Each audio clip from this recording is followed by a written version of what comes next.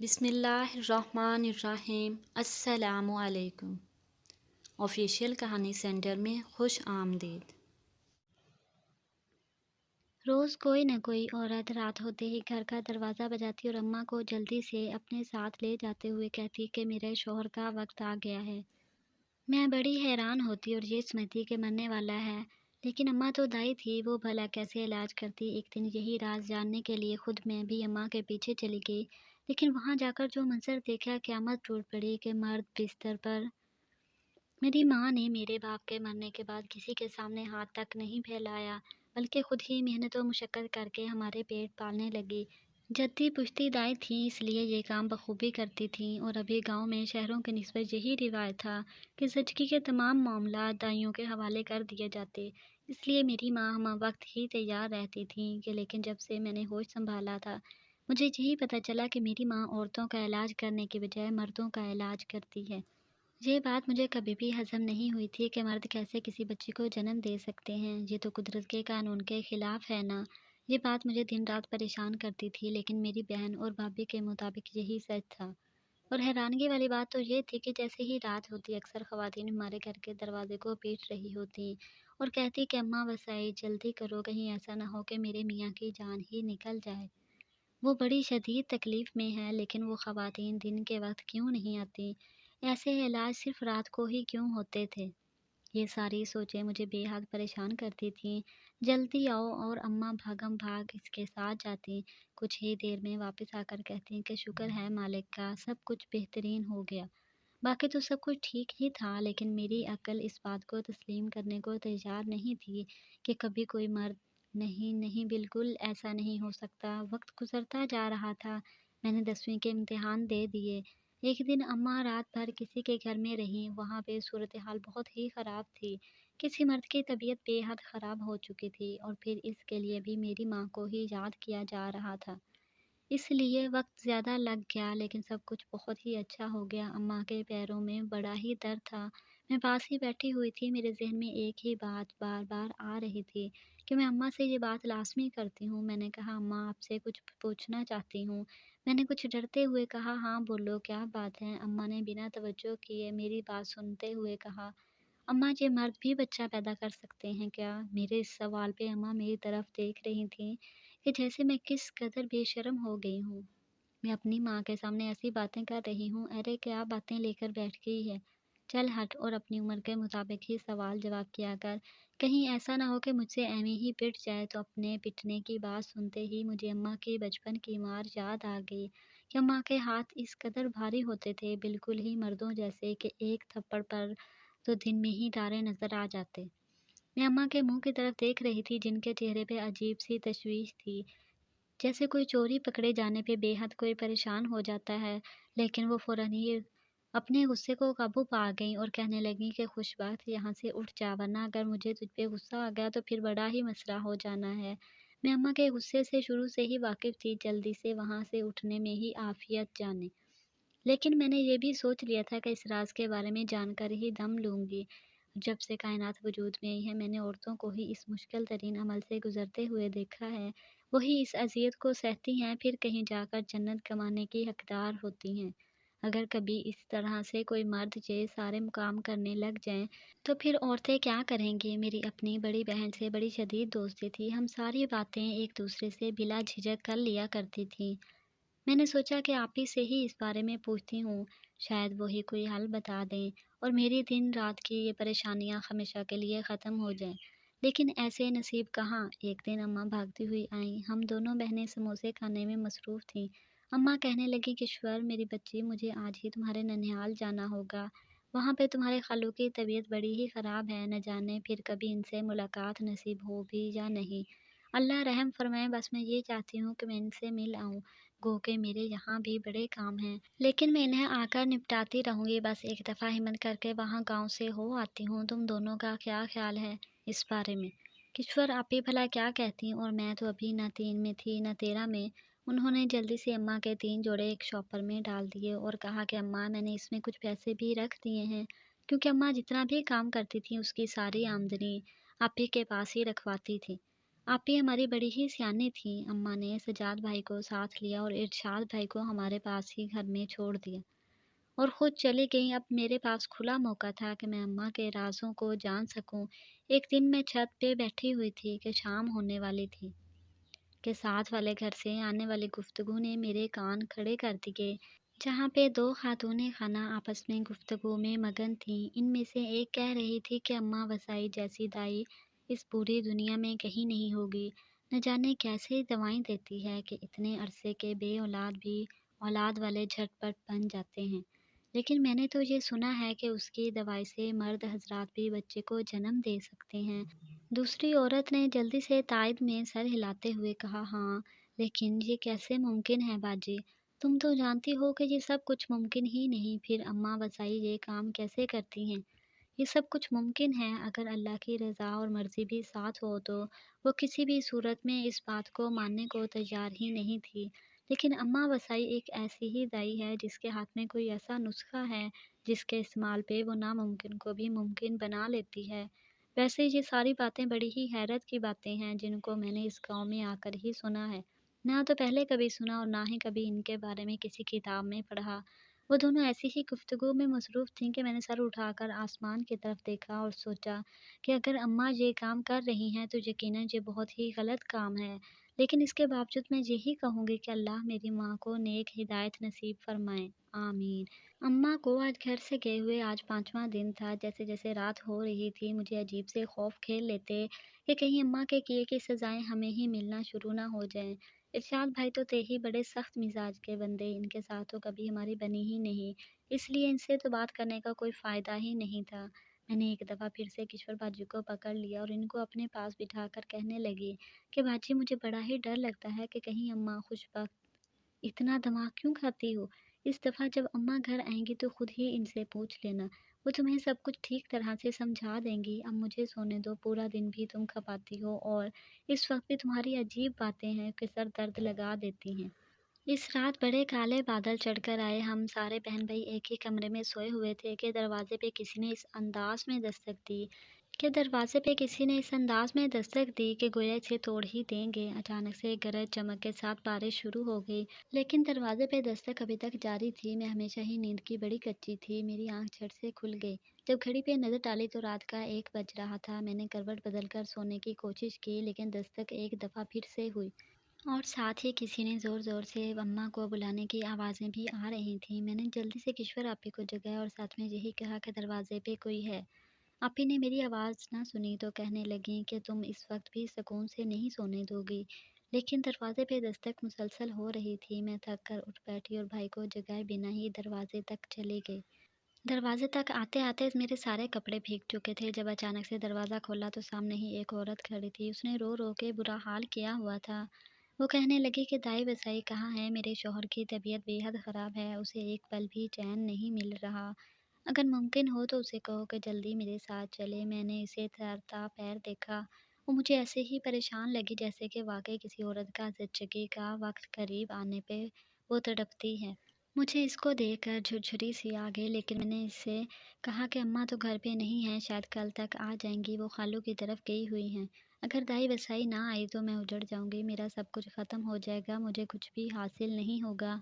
वो मेरे सामने सब अपने दोनों हाथ जोड़ रही थी, मिन्नतें कर रही थी, लेकिन मैं तो वो काम सीखा ही नहीं था, वरना मैं ही आपके साथ चली जाती। वो औरत भीगने की परवाह किए बिना ही दरवाजे के बाहर ही बैठ गईं और बार-बार आसमान की तरफ देखती थी कि जैसे किसी गैबी मदद के इंतज़ार में हो।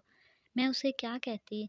मैंने दरवाज़ा बंद किया और घर के अंदर वापस अपने कमरे में आ गई, लेकिन इसके बाद पूरी रात सो नहीं सकी। मुख्तलिफ़ ख़्यालात तंग कर रहे थे और इस लम्हे भी मुझे बजाय इस बात के कि अम्मा पे प्यार आता, मैं उससे नफ़रत करने लग गई कि काश अम्मा ये काम ना करतीं तो आज ये औरत हमारे दरवाज़े पे इस अंदाज़ में तो ना बैठी होती। लेकिन अगर इसके शौहर को कुछ हो गया तो यकीनन उसका सारा इल्ज़ाम भी मेरी माँ के सर पे आएगा।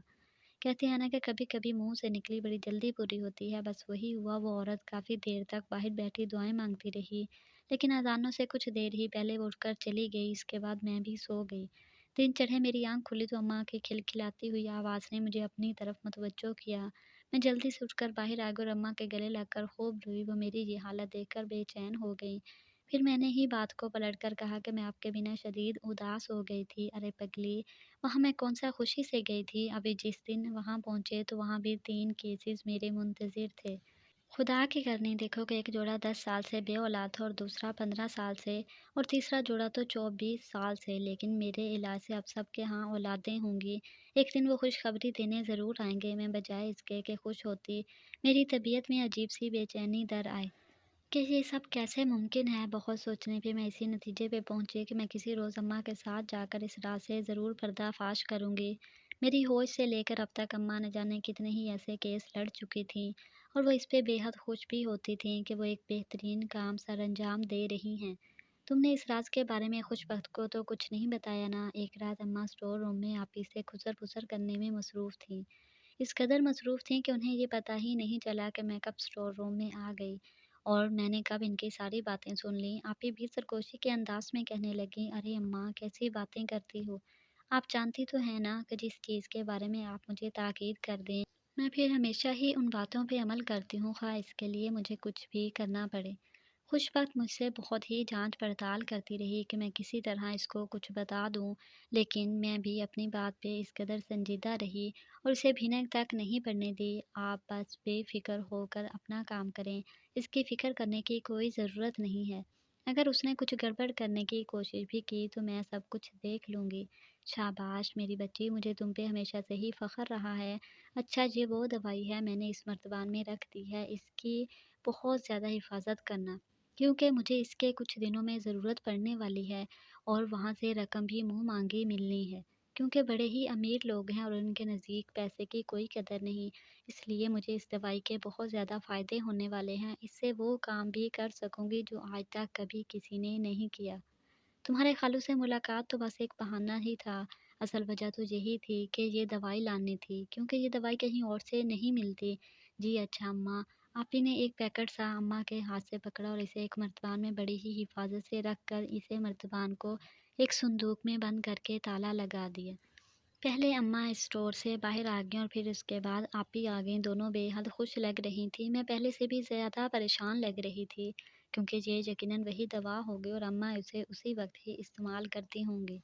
نفرت کی شدید لہریں میرے جسم میں سرایت کر رہی تھیں، اب اس میں آپی بھی شامل تھیں، لیکن میں بھی اپنی اماں کی ہی بیٹی تھی۔ میں نے بھی سوچ لیا تھا کہ اس راز سے پردہ ہٹا کر ہی رہوں گی۔ کافی دنوں تک ان کے پاس کوئی کیس ہی نہیں آیا۔ میں شدت سے منتظر رہی لیکن کوئی کیس بھی نہیں آیا۔ آپی سے میں اب کم ہی بات کرتی تھی، کیونکہ اب میرا دل ہی نہیں چاہتا تھا کہ میں ان سے کوئی زیادہ باتیں کروں۔ وہ مجھ سے بار بار پوچھ چکی تھیں کہ کیا کوئی مسئلہ ہے، لیکن میں ہر دفعہ ٹال دیتی کہ نہیں، میں ویسے ہی زیادہ بولتی تھی۔ اب میں سوچ لیا ہے کہ اب میں کم ہی بولوں گی۔ ایک رات ہم سب کھانا کھانے میں مصروف تھے کہ دروازے پہ دستک ہوئی اور اس کے ساتھ ہی دروازہ کھل گیا۔ ایک عورت بھاگتی ہوئی اماں کے پاس آئی اور آتے ہی سب کے سامنے کہنے لگی کہ میرے ساتھ چلو، میرے شوہر کا وقت آ چکا ہے، جلدی کرو۔ اماں کہیں کچھ ہو ہی نہ جائے، وہ بس اتنا ہی کہہ سکی اور پھر منہ میں دوپٹہ دے کر رونے لگی۔ اماں نے کھانا پینا وہیں پہ چھوڑ دیا اور جلدی سے آپی کو اشارہ کرتی ہوئی اٹھ کھڑی ہوئی۔ آپی بھی سارے اشارے سمجھ جاتی تھیں، جلدی سے اٹھ کر ان کے پیچھے ہی اسٹور روم میں چلی گئیں اور کچھ دیر بعد آپی کے ہاتھ میں ایک جار تھا جو کہ مکمل طور پر کپڑے کے ساتھ ڈھانپا ہوا تھا۔ اماں نے چادر لی اور اس جار کو بغل کے نیچے چھپا کر اس عورت کے ساتھ ہی چل پڑی۔ راستہ کچھ زیادہ لمبا نہیں تھا، اس لیے جلدی سے ہی وہ مطلوبہ جگہ پر پہنچ گئیں۔ ادھر یہاں میرے دل میں عجیب سی بے چینی شروع ہوئی تھی۔ میں نے اگر آج اس راز سے پردہ نہیں ہٹایا تو پھر شاید کبھی بھی اس بارے میں جان نہیں سکوں گی۔ میں نے چپکے سے باہر کی راہ لی اور اس عورت کے گھر کو تلاش کرنے کے لیے ایک راستہ چنا۔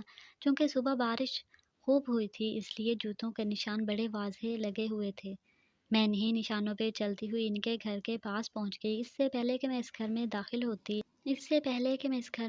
ہوتی وہاں اندر سے ہی کسی کی اونچی آواز میں بولنے کی آواز آ رہی تھی۔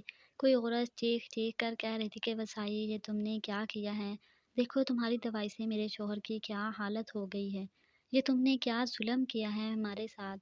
ارے ہم تو تم پہ بڑا ہی بھروسہ کرتے تھے، لیکن تم نے یہ کیا کیا؟ اماں بھی کچھ نہ کچھ کہہ رہی تھی کہ لیکن ان کی آواز کہیں ڈوبی ہوئی تھی، اس لیے مجھے سنائی ہی نہیں دے رہی تھی۔ اسی صدا میں میں تیزی سے گھر کے اندر داخل ہوئی، لیکن اندر داخل ہوتے ہی میرے پاؤں تلے سے زمین نکل گئی اور میرے سر پر آسمان ٹوٹ پڑا۔ کہ جس انداز میں وہ مرد چارپائی کے اوپر تڑپ رہا تھا گویا کسی مچھلی کو پانی میں سے باہر نکال دیا ہو۔ میرے منہ سے چیخیں نکل گئیں کیونکہ اس مرد کی حالت نہایت ہی خراب تھی۔ میری چیخیں سنتے ہی میری ماں میری طرف متوجہ ہو گئی اور مجھے سر تا پیروں اس انداز میں دیکھنے لگی کہ گویا وہ خود بھی زمین میں ہی گر جائیں گے۔ میں نے اماں کی طرف انتہائی افسوس کے ساتھ دیکھا اور سر ہلاتی ہوئی اس گھر سے باہر نکل گئی۔ اس مرد کا کیا بنا کیا نہیں مجھے کچھ بھی علم نہیں ہو سکا۔ میں تیزی سے گھر میں داخل ہو چکی تھی اور آپ بھی مجھے دیکھ کر ششدر رہ گئی کہ میں اس وقت کہاں سے آ رہی ہوں۔ لیکن میں اپنے کمرے میں چلی گئی اور جاتے ہی اونچی آواز میں رونا شروع کر دیا۔ آپ بھی آئیں اور دروازے میں کھڑی ہو کر مجھے دیکھنے لگیں، لیکن میں نے کوئی جواب نہیں دیا اور سر پھینک کے روتی ہی رہی۔ کافی دیر بعد اماں بھی گھر آ گئیں کسی ہارے ہوئے جواری کی طرح۔ وہ سر پھینکے اور منہ لٹکائے چلتی آ رہی تھیں۔ آپی نے اماں سے پوچھا کہ کیا ہوا ہے، لیکن اماں کچھ بھی نہیں بولیں اور اٹھ کر میرے پاس میرے کمرے میں آ گئیں، جہاں میرے قریب بیٹھتے ہوئے کہنے لگی تم ایسے کیوں لیٹی ہوئی ہو؟ وہ مرد اب بالکل ٹھیک ہے، اس کی حالت کچھ بگڑ گئی تھی لیکن اب وہ کافی بہتر ہے۔ آپ نے یہ کون سا کاروبار شروع کیا ہوا ہے؟ آپ وہ کام کیوں کر رہی ہیں جن سے اللہ تعالیٰ نے منع فرمایا ہے؟ میں ابھی بات نہیں کر سکتی کیونکہ میں بہت بڑی جنگ لڑ کر آ رہی ہوں، اس لیے ابھی کچھ بھی نہیں کہنا سننا چاہتی۔ تم بھی آرام کرو، رات بہت ہو چکی ہے۔ اماں اٹھ کر جانے لگی تو میں نے اپنے بستر میں سے ایک جار نکال کر اسے زمین پر پٹخ دیا۔ وہ گرتے ہی چور چور ہو چکا تھا۔ اماں اور آپی نے اس چور چور ہوتے جار کو ایک نظر دیکھا اور پھر اماں کی سلگتی ہوئی نگاہوں میں شعلوں کی برسات نے میرے حوصلے کچھ پست کر دیے۔ اماں یہی ہے نا وہ جار جس میں آپ ایک خاص قسم کی دوائیں بناتی ہیں، پھر اس کو استعمال کرتے ہوئے آپ مردوں کو حملہ کرواتی ہیں؟ کیوں کرتی ہیں اس قدر غلط کام اماں؟ اماں وہیں پر ہی میرے قریب بیٹھ گئیں اور کہنے لگیں آج سے تقریباً 10 سال پہلے تمہارے ابا اور میں ایک اچھی زندگی گزار رہے تھے کہ اچانک ہی وہ اس دنیا سے چلے گئے۔ ہمارے پورے خاندان میں بے اولادوں کا بڑا ہی رواج تھا، اولاد ہوتی ہی نہیں تھی، اگر ہوتی بھی تو زیادہ دیر تک زندہ نہیں رہتی تھی۔ پھر میرے ابا جی نے مجھے سکھا دیا کہ میں یہ کام شروع کر دوں تو اس کام سے میری روزی روٹی چل پڑے گی۔ ابا جی حکیم تھے اور بے اولادی کا ہمیشہ سے ہی بہترین علاج کیا کرتے تھے۔ بس میں نے ان سے یہ علاج کرنا سیکھ لیا اور پھر مردوں کو دوائی دینے لگ گئی، جس سے وہ کچھ ہی عرصہ میں باپ بننے والے ہو جاتے۔ اب اس دوائی کا استعمال کا طریقہ یہی تھا کہ اس کی ہلکی سی مقدار ہی دی جاتی تھی کہ اگر زیادہ مقدار دے دی جاتی تو ان پہ الٹا اثر کرتی، جس کی وجہ سے مردوں کی وہی حالت ہوتی جو آج اس مرد کی ہو رہی تھی۔ اب مجھے یہ بتا کہ میری دوا سے کوئی باپ بننے کے قابل ہو جاتا ہے تو اس میں برائی کیا ہے؟ اگر تو یہ چاہتی ہے کہ میں یہ کام چھوڑ دوں تو میں آج ہی چھوڑ دیتی ہوں، پھر سوچ لینا کہ نہ تم دونوں بہنوں کی شادیاں ہوں گی اور نہ ہی تمہارے بھائی کو کوئی ڈھنگ کا کاروبار کر کے دے سکوں گی۔ اب بتا دے مجھے سوچ سمجھ کر کہ تو چاہتی کیا ہے؟ لیکن اماں پھر عورتیں یہ کیوں کہتی ہیں کہ جلدی آؤ وقت آ گیا ہے؟ ارے بھائی مطلب یہ ہوتا ہے کہ ان مرد کے علاج کروانے پہ راضی ہو گئے ہیں۔ تم ابھی چھوٹی ہو، تمہیں کیا علم کہ حقیقت کیا تھی؟ تم نہ جانے کیا سے کیا سمجھ رہی تھی اور مجھے ہی شک کی نگاہوں سے دیکھ رہی تھی۔ سنت رسول اور طبی طریقے سے علاج کرنا چاہیے، پھر وہ چاہے مرد ہو یا عورت، کچھ بھی غلط نہیں۔ کیا مرد خواتین کا علاج نہیں کرتے؟ کرتے ہیں نا، تو بالکل اسی طرح میں بھی علاج کرتی ہوں۔ اگر تمہاری نظر میں یہ غلط ہے تو میں اب یہ کام نہیں کروں گی۔ ابھی میں نے جواب دینے کے لیے منہ کھولا ہی تھا کہ وہ عورت بھاگتی ہوئی آئی اور کہنے لگی کہ وسائی تمہارا بہت شکریہ، اب میرا میاں کچھ پہلے سے بہتر ہے۔ اماں نے میری جانب دیکھا اور میں نے اسی لمحے اماں سے معافی مانگی تھی۔ اماں نے شفقت سے میرے سر پہ ہاتھ پھیر دیا۔ اگر آپ کو میری یہ کہانی اچھی لگی تو اسے لائک کریں، مزید ایسی دلچسپ کہانیوں کے لیے آفیشیل کہانی سینٹر کو سبسکرائب کریں۔ ملتے ہیں نیکسٹ ویڈیو میں، تب تک کے لیے اللہ حافظ۔